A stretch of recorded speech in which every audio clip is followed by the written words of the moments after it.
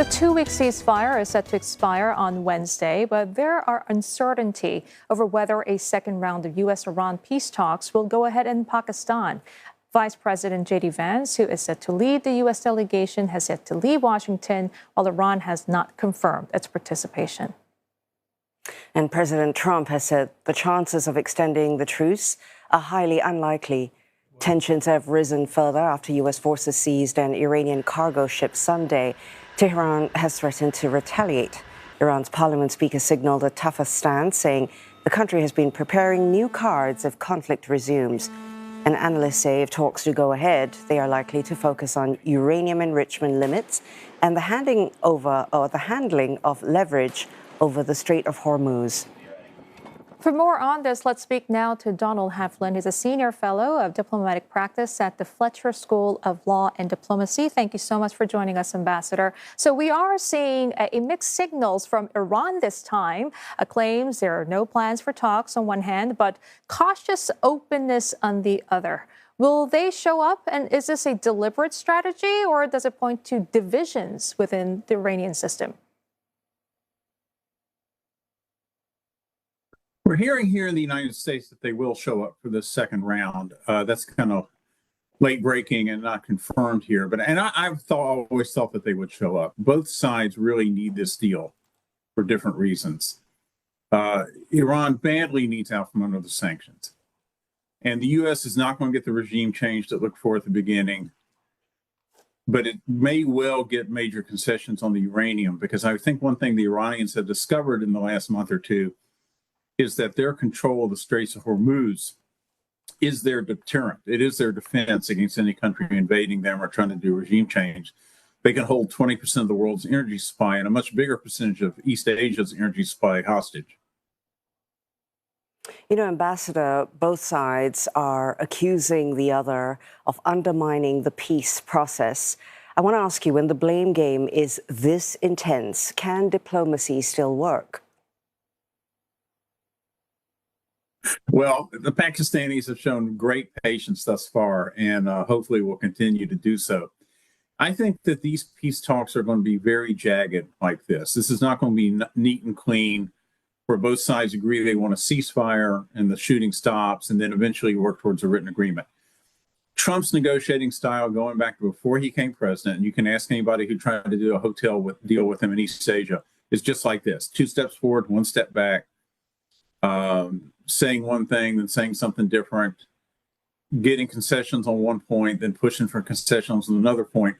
But the Iranians have a very similar style. They're very different from Singapore has excellent diplomats. They're much more straightforward than the folks involved in both sides of these discussions. So I think it will go forward, but every single day there'll be some reason to think it's not going to.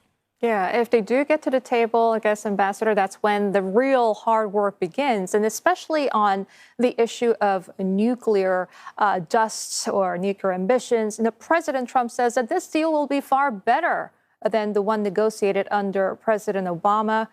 Can it be? And what would better actually look like in reality? Washington has talked about a 20-year ban, as the Obama deal was a 5-year ban on certain activities related to uranium enrichment. Again, I think at this point, the Iranians could afford to make some major concessions here in return for the sanctions being lifted. It's going to be the trickier issue is the Straits of Hormuz. It's really easy for Iran to close them with drones and small speedboats. They don't need a big navy or a big air force to close the straits. And what kind of assurances does the world get that that's not going to happen again? What do you have to trade the Iranians in order to get those assurances? I think that'll actually wind up being the bigger question.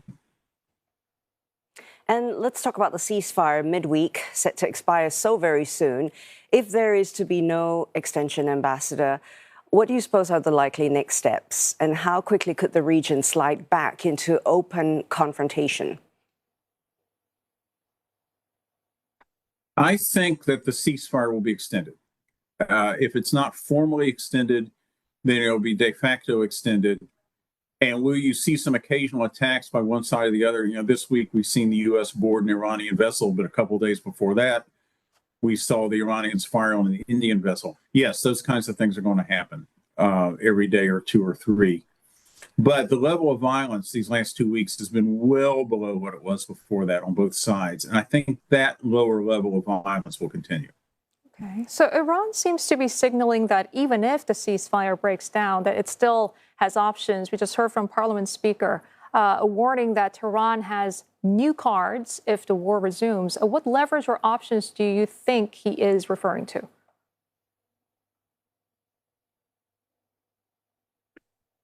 I think the only real leverage they have are the Straits. They thought that Hezbollah and Hamas were leveraged. The Israelis had pretty well reduced the threat from those two areas. One thing he may be referring to is the Houthis. There's been a little bit of talk in Tehran about using the Houthis to close the Red Sea, which means closing the Suez Canal. The Houthis, though, have been fairly reluctant throughout this war to get very involved. They know they're kind of isolated down there in Yemen, and that foreign militaries could come in and attack them pretty easily. So I'm not sure how real a threat that is unless the Houthis really get on board. I think their real threat is to close the Straits of Hormuz whenever they want to. Ambassador, about the direct talks between Israel and Lebanon on Thursday, the second round of that, how do you suppose that might impact what's going on between Iran and the U.S. and the potential for talks and a ceasefire extension there? Well, it's interesting that the talks are between Israel and the government of Lebanon. Frankly, the government of Lebanon is not very strong, hasn't been for decades, doesn't have control over all its sovereign territory. Who they really need to be talking to is Hezbollah. And if you want to talk to Hezbollah, you may as well just talk to Iran. I think the world wants to see Lebanon get back to where it was at one point, which was a prosperous democracy with a Christian community and a Sunni community and a Druze community and Shiite Muslims. That hasn't existed for a long time.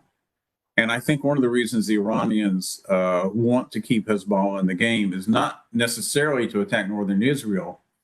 The Israelis have reduced that threat dramatically.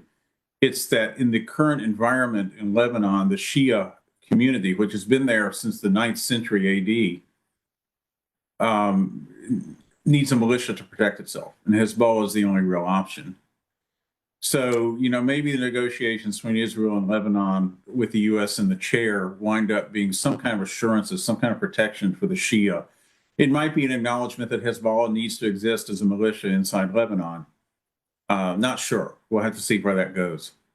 And Ambassador, so as we head into the final days, a fragile ceasefire and stalled peace talks, has the U.S. actually gained an upper hand here, or is it managing a very volatile situation? No, I don't think the U.S. has really gained an upper hand. The U.S. threw everything it could at Iran without landing ground troops, and Iran withstood it. It turned out Iran had a very good plan in terms of secession of its leadership. It turned out Iran, well, they lost their Navy, but they probably didn't need one because the most important thing their Navy could do would be to control the Straits, and they're doing that with much smaller weaponry. The U.S. didn't get regime change. It didn't get an uprising by pro-democracy Iranians. At this point, the U.S. probably needs a ceasefire a little bit more than the Iranians do. What the Iranians really need is lifting of sanctions. And they need to trade off whatever that is to get that. That could be permanent ceasefire. It could be concessions on the uranium. It may, in the end, have to be some kind of concessions about maintaining the Straits of Hormuz as an international waterway.